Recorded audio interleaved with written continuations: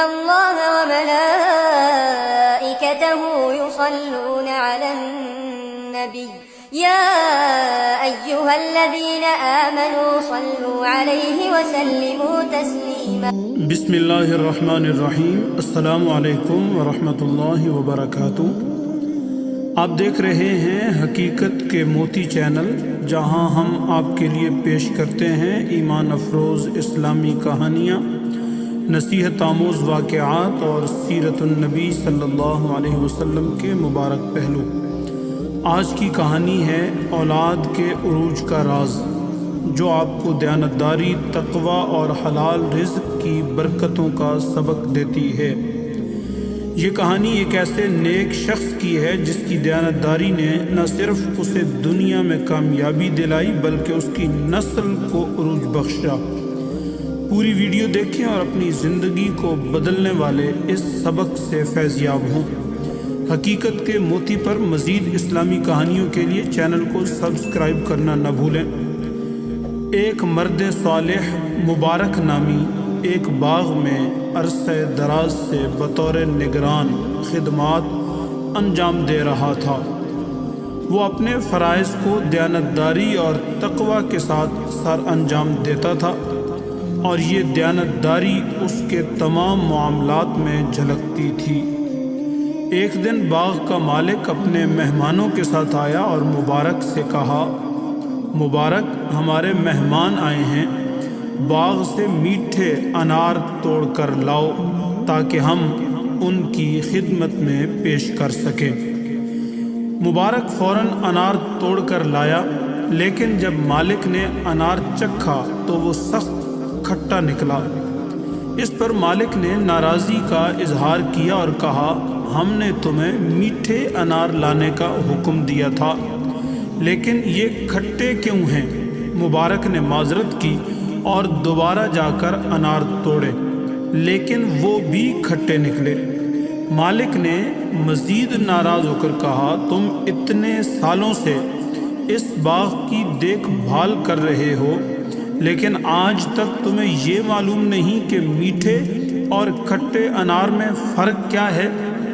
مبارک نے عاجزی سے جواب دیا، آقا، آپ نے اس باغ کی نگرانی میرے سپرد کی ہے اور اس کے پھل کھانے کی اجازت نہیں دی۔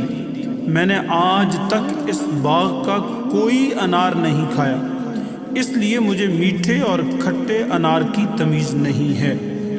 یہ سن کر باغ کا مالک اور اس کے مہمان شش در رہ گئے۔ مبارک کی دیانتداری اور تقوی نے ان پر گہرا اثر چھوڑا۔ مالک، جو اپنی بیٹی کے لیے موزوں رشتے کی تلاش میں تھا، فوراً بولا، اگر میں تمہیں اپنا داماد بنا لوں تو تمہارا کیا خیال ہے؟ مبارک نے نہایت انکساری سے جواب دیا، یہودی شادی کے لیے مال و دولت کو، عیسائی خوبصورتی کو اور امت محمدیہ تقوی و دینداری کو معیار ٹھہراتے ہیں۔ اگر آپ کا فیصلہ تقوی پر ہے تو میں آپ کی پیشکش قبول کرتا ہوں۔ مالک نے اپنی اہلیہ سے مشورہ کیا اور دونوں نے فیصلہ کیا کہ ان کی بیٹی کے لیے مبارک سے بہتر کوئی رشتہ نہیں ہو سکتا۔ یوں مبارک کی شادی مالک کی بیٹی سے ہو گئی اور اللہ نے اس مبارک جوڑے کو اپنی خاص نعمتوں سے نوازا۔ ان کے ہاں ایک بیٹا پیدا ہوا جس کا نام عبداللہ رکھا گیا۔ یہی عبداللہ بعد میں دنیا کے عظیم محدث اور عالم اسلام کے عظیم عالم جناب امام عبداللہ بن مبارک کے نام سے مشہور ہوئے۔ ان کے علم نے دنیا کو منور کیا اور وہ لاکھوں انسانوں کے لیے مشعل راہ بنے۔ یہ کہانی ہمیں سکھاتی ہے کہ حلال رزق اور دیانتداری انسان کی زندگی میں کیسی برکتیں لاتی ہے۔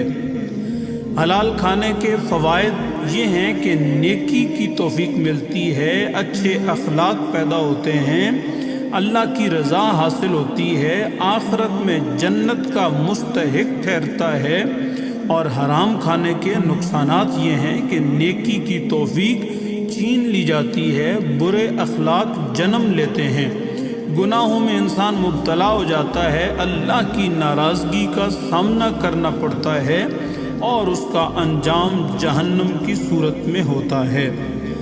میرے دوستو، ہم سب کو چاہیے کہ ہم اپنی زندگی میں دیانتداری اور تقوی کو اپنا شعار بنائیں، کیونکہ یہی کامیابی کا رستہ ہے۔ اللہ تعالی ہمیں حلال رزق اور نیک اعمال کی توفیق عطا فرمائے، آمین۔ اپنا بہت سارا خیال رکھیں۔ السلام علیکم ورحمۃ اللہ۔